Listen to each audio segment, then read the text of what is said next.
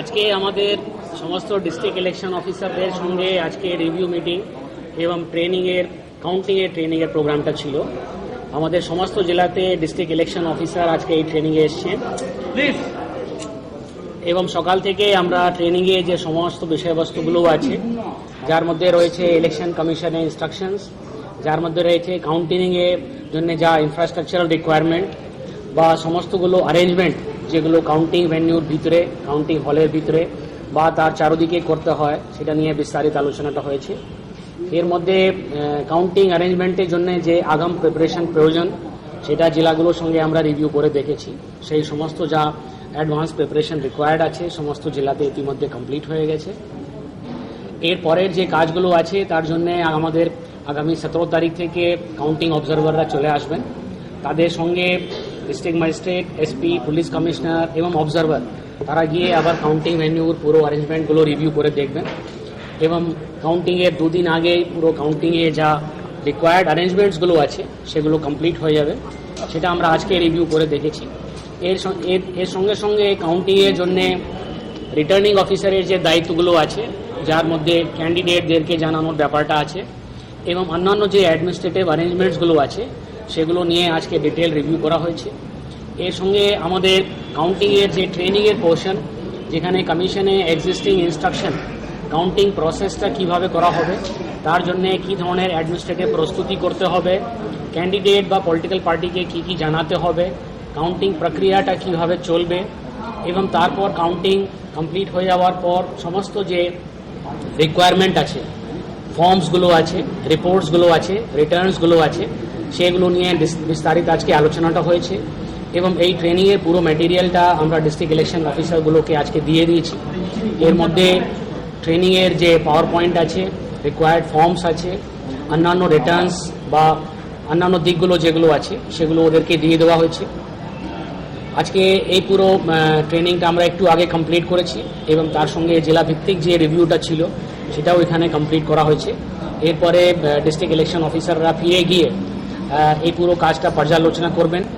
এর আগে 9 তারিখে আমরা আরেকটা বিস্তারিত ট্রেনিং আয়োজন করেছিলাম, যেখানে জেলা থেকে আগত অ্যাডিশনাল ডিস্ট্রিক্ট ম্যাজিস্ট্রেট এবং অফিসার ইনচার্জ ইলেকশন এবং সিনিয়র অফিসার যারা ইলেকশনে অ্যাডমিনিস্ট্রেটিভ অ্যারেঞ্জমেন্টের দায়িত্বে থাকবেন তাদের সঙ্গে বিস্তারিত রিভিউ করা হয়েছিল এবং তাদের হেল্প নিয়ে ইতিমধ্যেই যে কাউন্টিংয়ের জন্য স্টাফ প্রয়োজন আছে, যেমন counting supervisor, counting assistant, deploy করার জন্য ডেটাবেস অফ ম্যান পাওয়ার, সমস্ত যে ইলেকশন সংক্রান্ত কাউন্টিং সংক্রান্ত ম্যাটেরিয়ালসগুলো আছে তার অ্যারেঞ্জমেন্টগুলো ইতিমধ্যে কমপ্লিট হয়ে গেছে। আমরা এখন আজকে রিভিউ করার পর মোটামুটি আশ্বস্ত, বিভিন্ন জেলাতে কাউন্টিং অ্যারেঞ্জমেন্ট করার জন্য যে প্রস্তুতির কাজ সেটা ভালো গতিতে চলছে।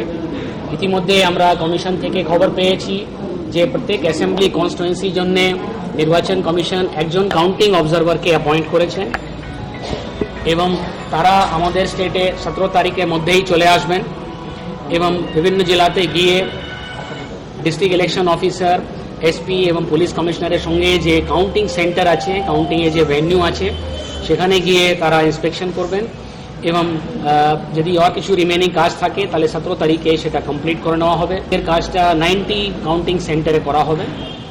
294 অ্যাসেম্বলি কনস্টিটুয়েন্সির জন্য 394 সব মিলিয়ে কাউন্টিং হলে অ্যারেঞ্জমেন্টটা করা হয়েছে।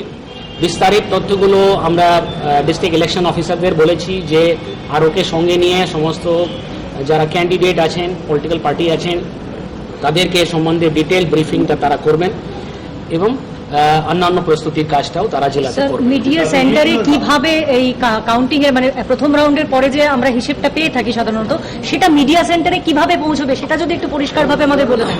দেখুন, প্রত্যেক কাউন্টিং হলে যেটা কমিশনের ইনস্ট্রাকশন আছে, কাউন্টিংয়ের পুরো প্রসেসটা কমপ্লিট হয়ে যাওয়ার পর সেই রাউন্ডের যে ফলাফল, সেই ফলাফলটা হলের মধ্যে টেবিল ওয়াইজ কম্পাইলেশন এবং চেকিং, ভেরিফিকেশন কমপ্লিট হয়ে যাওয়ার পর রিটার্নিং অফিসার এবং অবজারভার তাদের সিগনেচার হয়ে যাওয়ার পর হলের মধ্যে সেই ফলাফলটা ঘোষণা করা হয় এবং তারপরে হলে রেজাল্টটা অ্যানাউন্সমেন্ট হয়ে যাওয়ার পর তার একটা কপি কম্পাইলেশন সেকশন এবং আমাদের যেটা কমিশনের পোর্টাল আছে জেনসিস, সেখানে এন্ট্রি করার জন্য যায় এবং তারপর ওখান থেকে সেই ইনফরমেশনটা মিডিয়া সেন্টারে দেওয়া হয়। এখন বিভিন্ন জেলাগুলোতে বিভিন্ন রকম অ্যারেঞ্জমেন্টটা থাকে, কিন্তু বেসিক এটাই হচ্ছে যে হলে রাউন্ড ওয়াইজ কাউন্টিং কমপ্লিট হয়ে যাওয়ার পর সেটা জেএনসিসে এন্ট্রি করার পর সেটা মিডিয়া সেন্টারে দিয়ে দেওয়া হয় এবং ওখানে অ্যাপ্রোপ্রিয়েট মেকানিজমে সেটা সমস্ত মিডিয়া পার্সোনালকে জানানো হয়। আপনার কাউন্টিং অবজারভার কি এটা ফার্স্ট টাইম? কাউন্টিং অবজারভার, অন্যান্য অবজারভাররা তো থাকছেন না না, শুধু টোটাল যারা কাউন্টিং এর সময় থাকেন অবজারভার তাদেরকে কাউন্টিং অবজারভার বলা হয়। আচ্ছা, তারা বিভিন্ন মানে কমিশন অ্যাপয়েন্টেড বিভিন্ন সার্ভিস থেকে আসেন।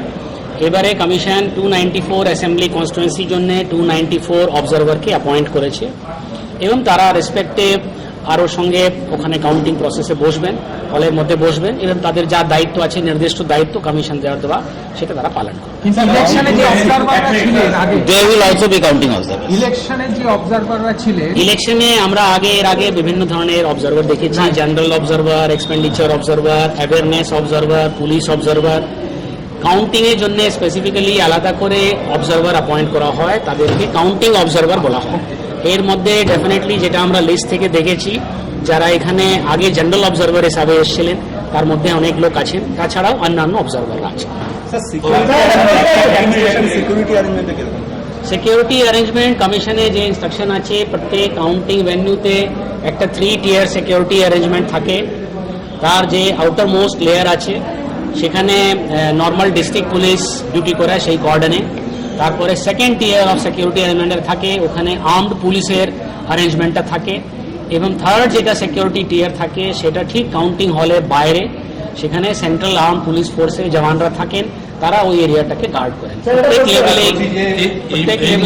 প্রত্যেক লেভেলেই জন্য নির্দিষ্ট করে পাসের ব্যবস্থা করা হয় এবং কোন লেভেলে কারা ঢুকতে পারবেন তাদের জন্য নির্দিষ্ট কালারের পাস জেলা থেকে ব্যবস্থা করা হয়। এটা হচ্ছে 3 টিয়ার। প্রত্যেকটা একটা করে সেন্ট্রাল ফোর্স ডিপ্লয়েড করবে, আর কি অতিরিক্ত সেন্ট্রাল ফোর্স বাইরে থেকে আসবে? না, বাইরে থেকে আর সেন্ট্রাল ফোর্স লাগবে না। আজকে আমরা যেটা রিভিউ করে দেখেছি, প্রত্যেক জেলাতে যে সেন্ট্রাল ফোর্সটা আছে সেটা দিয়েই থার্ড টিয়ার যেটা ইনারমোস্ট টিয়ার আছে ওটা ম্যান করা হবে। এই ছাড়া বাকি যে রিকোয়ার্ড ফোর্স আছে সেটা আইদার জেলা থেকে বা আইদার জেলা স্তরে বা রাজ্য স্তর থেকে যা ফোর্স লাগবে পাঠানো হবে এবং অ্যাকর্ডিংলি সেই ব্যবস্থাটা করা হবে। ভোট শেষ হয়ে যাওয়ার পরে ইলেকশন কমিশন কিছু স্টেপস নিয়েছে যে পোস্ট পোল ভায়োলেন্সটা আমরা কাউন্টিং নিয়ে আলোচনাটা করে নিই আগে। তার বলছি তার একটা জিনিস বলছি, করোনার পরে না আমরা আরো কাউন্টিং নিয়ে আর কিছু প্রশ্ন আছে।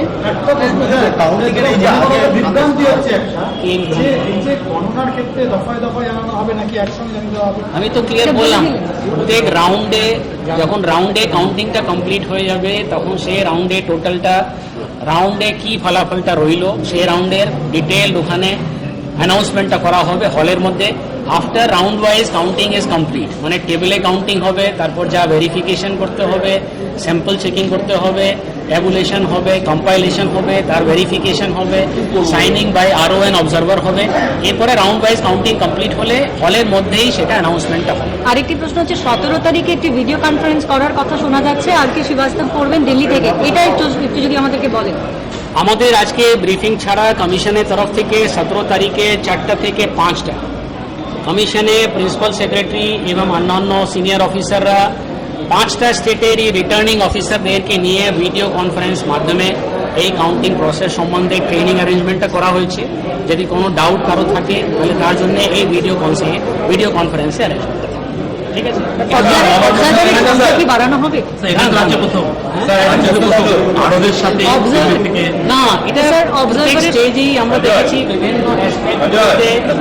বিভিন্ন অ্যাসপেক্টগুলোতে কমিশনের তরফ থেকে হ্যান্ড হোল্ডিং এর অ্যারেঞ্জমেন্টটা থাকে। কমিশনে একটা ওয়েল ইকুইপড ট্রেনিং ডিভিশন আছে, তারা বিভিন্ন অ্যাসপেক্ট অফ ইলেকশন নিয়ে তাদের যে রিসোর্সেস আছে in terms of material, in terms of man power, in terms of trainers, তাদের সাহায্য নিয়ে এই যে ভিডিও কনফারেন্সিং টেকনোলজি আছে সেই টেকনোলজিটাকে কাজে লাগিয়ে সরাসরি অনেক ক্ষেত্রেই রিটার্নিং অফিসার না হলে ডিস্ট্রিক্ট ইলেকশন অফিসারের সঙ্গে ট্রেনিং অ্যারেঞ্জমেন্টটা করেন এবং এটা নতুন কিছু নয়, তবে 17th ডিটেল নেক্সট অ্যারেঞ্জমেন্ট। পায়নি তাদের কি আর পাওয়ার সুযোগ আছে? যেখানে যেখানে স্পেসিফিক আমরা কমপ্লেন্ট পেয়েছি আমরা রিটার্নিং অফিসারকে বলেছি ব্যাপারটা দেখতে। আর অবজারভারের সংখ্যা কি? হ্যাঁ, ম্যাজিস্ট্রেট একটা অর্ডার করেছে ভোট ফলাফল ঘোষণা হওয়ার পরে 7 দিন কোনো সভা সমিতি মিছিল করা যাবে না, এটা বলেছেন হিংসাত্মক ঘটনা ঘটতে পারে আশঙ্কা। এটা কি কমিশন কোনো স্টেপ দিচ্ছে? কমিশনের যে- শুধুমাত্র জেলার কোনো সিদ্ধান্ত? কমিশনের যে ম্যান্ডেট সেটা হচ্ছে কাউন্টিং প্রসেস এবং এন্ড অফ ইলেকশন প্রসেস পর্যন্ত করা, তারপরের যে পদক্ষেপগুলো আছে সেগুলো রেসপেক্টিভ লোকাল অ্যাডমিনিস্ট্রেশন। অবজারভারের সংখ্যা বাড়ানোর আর কোনো সিদ্ধান্ত কিছু নেওয়া হচ্ছে, মানে 294 থাকবে? আপনি বলছিলেন যে এরকম কমিশনের নির্দেশ যদি আসে সোমবার অবধি আমরা হয়তো ওয়েট করবো, এরকম একটা কথা। না, আমরা গতকাল পেয়ে গেছি, প্রত্যেক অ্যাসেম্বলি কনস্টিটুয়েন্সির জন্য একজন করে আছেন। আগে আপনারা যদি দেখেন তাহলে জেনারেল অবজারভার, একটা জেনারেল অবজারভারকে কয়েকটা ক্ষেত্রে একাধিক অ্যাসেম্বলি কনস্টিটুয়েন্সি দেওয়া হয়েছিল, কিন্তু এবার কাউন্টিং এর জন্য কমিশন প্রত্যেক অ্যাসেম্বলি কনস্টিটুয়েন্সির জন্য একটা করে কাউন্টিং অবজারভার দিয়েছে। ঠিক আছে, থ্যাংক ইউ।